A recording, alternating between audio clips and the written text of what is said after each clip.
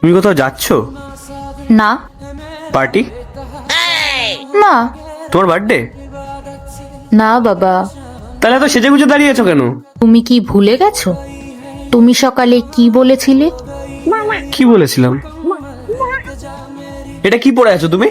কাজের মাসির থেকেও বাজে লাগছে। বিয়ের আগে তো বেশ সেজে গুজে থাকতে। আর আমি দেখেছি প্রত্যেকটা চুড়িদারের সঙ্গে একই ওড়না।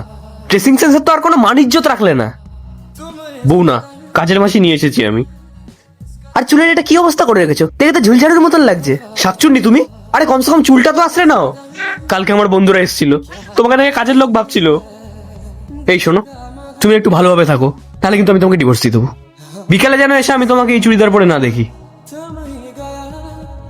এরপর থেকে যদি তোমার আমাকে কিছু বলার হয় তাহলে খুব ভেবেচিন্তে বলবে, না হলে কিন্তু তার ফলাফল একদম ভালো হবে না।